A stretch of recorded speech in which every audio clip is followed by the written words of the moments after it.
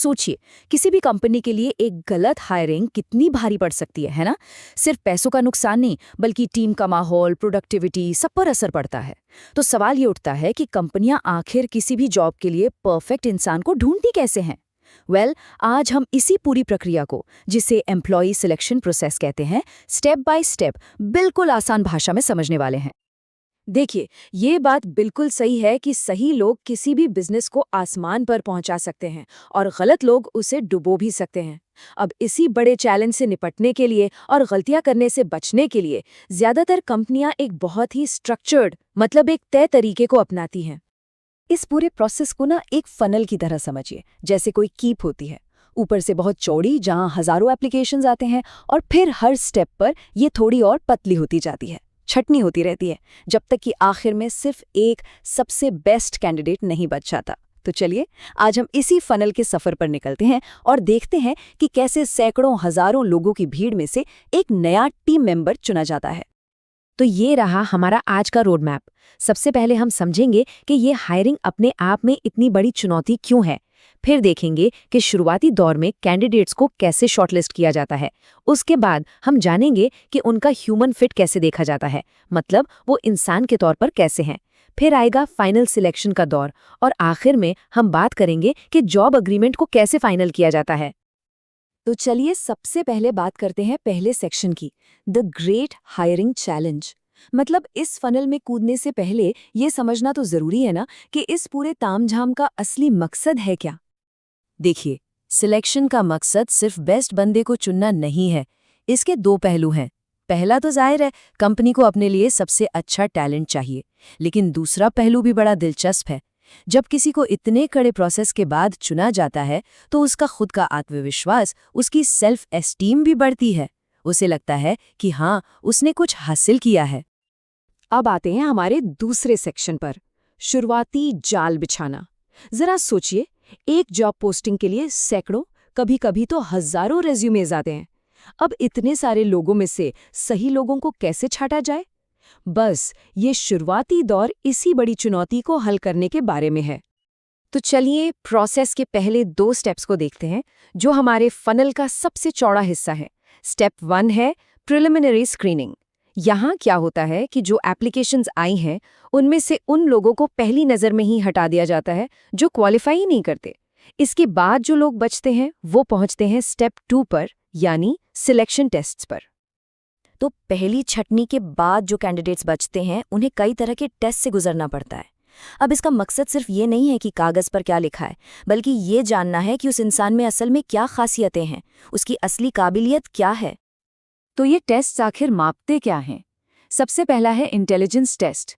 जैसा कि नाम से ही जाहिर है, ये किसी इंसान के सीखने की क्षमता, मतलब उसकी लर्निंग एबिलिटी और लॉजिक लगाने के तरीके को मापता है। इसके बाद आते हैं एप्टीट्यूड टेस्ट। ये टेस्ट भविष्य की तरफ देखते हैं, मतलब ये जानने की कोशिश करते हैं कि कैंडिडेट में नई चीजें, नए स्किल्स सीखने का कितना पोटेंशियल है। फिर आते हैं पर्सनालिटी टेस्ट्स। ये बहुत ज़रूरी होते हैं, क्योंकि ये कैंडिडेट की भावनाओं, उसके वैल्यू सिस्टम को समझने में मदद करते हैं। मतलब क्या वो इंसान कंपनी के कल्चर में, वहाँ के माहौल में ढल पाएगा या नहीं। और आखिर में होते हैं ट्रेड टेस्ट्स। ये टेस्ट कैंडिडेट के मौजूदा स्किल्स को मापते हैं, मतलब वो कौन सा काम है जो वो अभी इसी वक्त अच्छे से कर सकता है। तो इन दोनों के बीच का फर्क समझना बहुत जरूरी है। एप्टीट्यूड टेस्ट बताता है कि कोई भविष्य में क्या सीख सकता है, और ट्रेड टेस्ट बताता है कि वो अभी क्या जानता है। एक पोटेंशियल की बात करता है, दूसरा असलियत की। तो अब आते हैं सेक्शन 3 पर, इंसान को समझना। अब तक की सारी बातें डेटा और टेस्ट्स पर थी, लेकिन अब प्रोसेस पर्सनल हो जाता है। अब जोर इस बात पर होता है कि कैंडिडेट को एक इंसान के तौर पर जाना जाए। तो हमारा फनल अब और पतला हो गया है। अब अगले 2 स्टेप्स हैं। स्टेप 3 एम्प्लॉयमेंट इंटरव्यू और स्टेप 4 रेफरेंस चेक्स। इंटरव्यू में तो आमने सामने बैठकर गहरी बातचीत होती है, और उसके बाद रेफरेंस चेक में ये पक्का किया जाता है कि कैंडिडेट ने जो भी जानकारी दी है वो सही है या नहीं। ओके, तो अब हम पहुंच गए हैं सेक्शन 4 पर, फाइनल चॉइस। सारे टेस्ट्स हो गए, इंटरव्यूज हो गए, अब वो वक्त आ गया है जब उसे कैंडिडेट को चुना जाएगा जो इस रेस में सबसे आगे रहा है। इस स्टेज पर मैनेजर स्टेप 5 यानी सिलेक्शन डिसीजन लेते हैं। वो उन सारे कैंडिडेट्स में से फाइनल चुनाव करते हैं जो अब तक के सारे राउंड्स पार कर चुके हैं। लेकिन रुकिए, ऑफर लेटर भेजने से ठीक पहले एक और स्टेप होता है, स्टेप 6 मेडिकल एग्जामिनेशन। ये बस ये पक्का करने के लिए है कि कैंडिडेट उस जॉब के लिए फिजिकली फिट है। और अब हम आ गए हैं आखिरी सेक्शन पर, एम्प्लॉयमेंट डील को सील करना। ये वो फाइनल स्टेज है जहां सिलेक्शन का फैसला एक ऑफिशियल कानूनी रिश्ते में बदल जाता है। एक ऐसा रिश्ता जो कंपनी और नए एम्प्लॉय दोनों के हक और जिम्मेदारियों को साफ साफ बताता है। तो इस प्रोसेस के आखिर में 2 बहुत ही ज़रूरी डॉक्यूमेंट्स आते हैं। पहला है स्टेप 7 जॉब ऑफर। ये एक ऑफिशियल अपॉइंटमेंट लेटर होता है और जब कैंडिडेट इसे एक्सेप्ट कर लेता है तब आता है स्टेप 8 कॉन्ट्रैक्ट ऑफ एम्प्लॉयमेंट। ये एक लीगल डॉक्यूमेंट है जो दोनों पार्टियों के लिए एक तरह का सुरक्षा कवच होता है। अब देखिए, इस कॉन्ट्रैक्ट में हर चीज़ कितनी साफ साफ लिखी होती है।